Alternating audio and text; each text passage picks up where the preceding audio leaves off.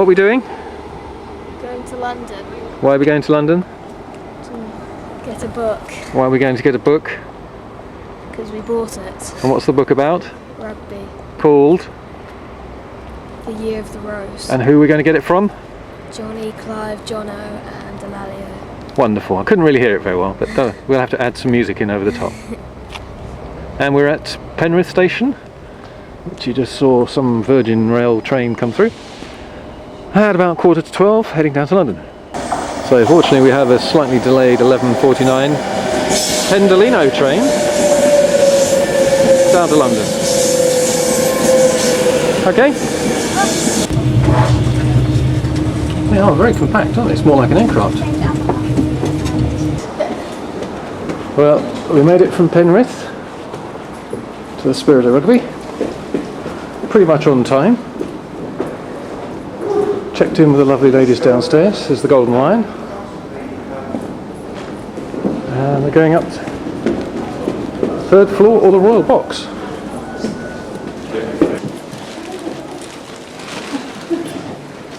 That's the members' lounge, which isn't what we're doing, I don't think. Members' lounge. Actually, because I haven't got the car, I could get splashed. You didn't hear that? Yeah. The camera's on, that's terrible, wasn't it? And a massive wee. I shall be on my best behaviour today. There are children present, and one of the things I always do before I commentate, the only thing I always say to myself is don't swear. Whatever you do, don't swear, just a bit out. In my short BBC career, I've had a few warnings. I've had 3 semi-official warnings and an official warning. The first warning I got was in an Edinburgh Reavers game when the number 8 was a former policeman and the referee was a policeman, and the number 8 got tackled about 4 yards short of the line, and he proceeded to crawl and put the ball down, which is a penalty. But the referee, for some unknown reason, gave a try. Eddie Butler turned to me and he said, "Why do you think you did that?" And I said, "Well, they're probably both Masons."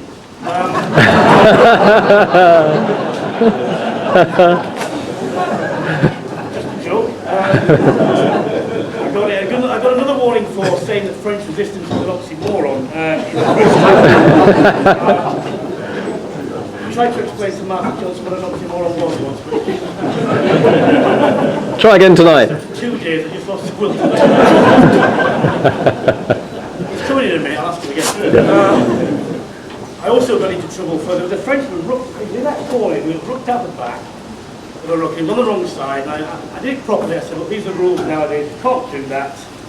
But he was on the wrong side, and frankly, he deserved it. And I would have got away with that, but then I said, and anyway, he's French and I don't care.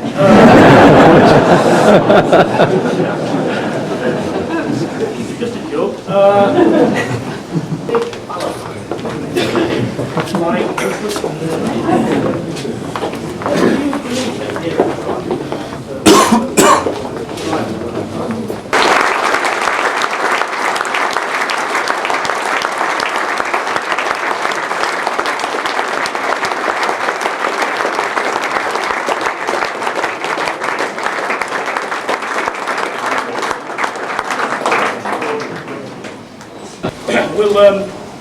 I'll ask you maybe one, and someone's already asked the question, so we'll sort of regulate. Can you put your hands up, because otherwise people will be down around. I know it should be school boys, school police, but can I ask both of you your first memories of running out on, not this field, but running out at Twickenham?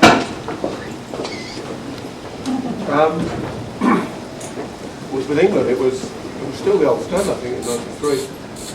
I'd only been called in the day before, and you were there, so I'd only been called in the day before the game. It was a bizarre way, amateur time. I was up in Leicester with the B team getting ready to play France B on a Friday night. A phone call at lunchtime, Wade Dooley said to me, "Wade Dooley's injured, you need to go down to London to cover him for the next day." Drove down in the afternoon and got here for 3 o'clock. I was sort of on the way down thinking, well, it's Friday afternoon, he's either injured or he's not, he's either playing or he's not. Suddenly something and actually got yourself ready to come up. And I got met by physio, and he gave me that wink, said well done. So I didn't know for sure I was in the team, so I was a player.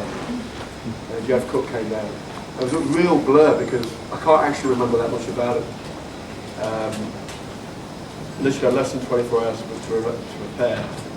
And I think after 25 minutes on the field, I got concussed anyway. So. Yeah, the front of the drop called Laurent Stein, who had a huge head, and he was a big guy, his head was that big, probably weighed 2 stone by itself. I went head to head with that, and it was the most bizarre feeling.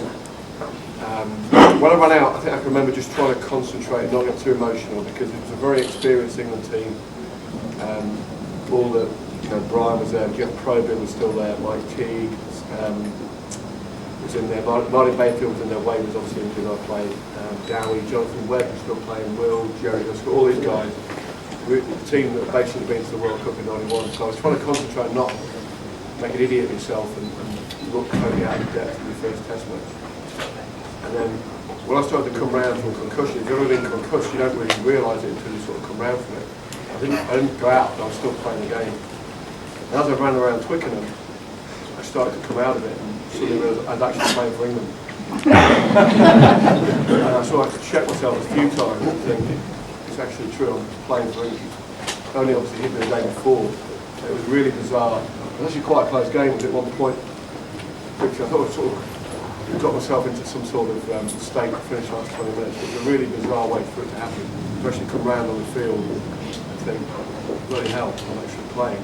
I'm 22 years old, 24 hours notice. It was a weird way to do it. We actually won, but all these guys were disappointed they didn't play that well. They had high expectations. It was very sort of muted debut in a way. Everyone was really upset with the performance. And I was just sat there in the corner, just happy that I survived and we won the game. Clive, did you get concussed?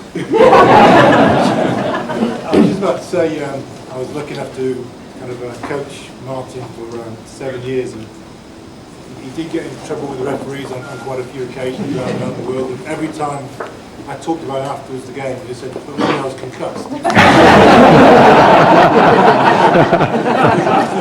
didn't know what I was doing. If you just look, I was concussed. I didn't know what I was doing. So it's good to see you using the same old line. I got concussed a lot, Brian, I have to say.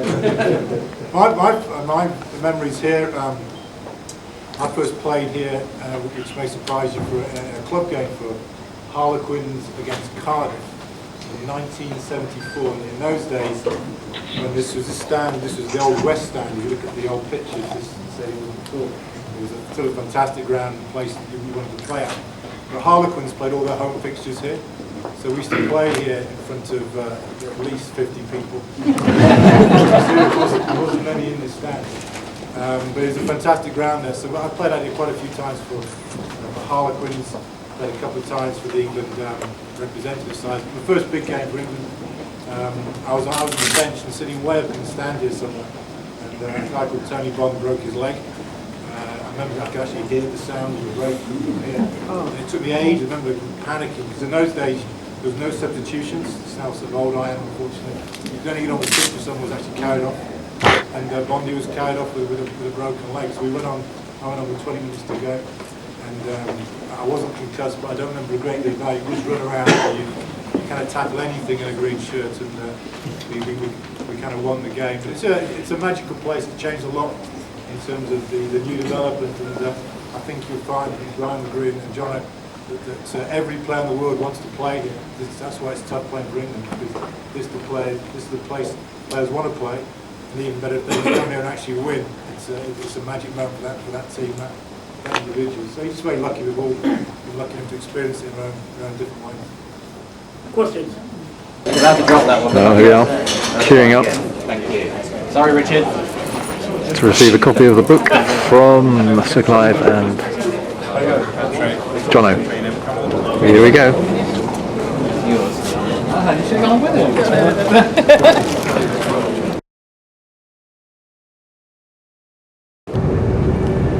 11:15 p.m. Virgin something or other, not far from Penrith. After a long day down at Twickenham.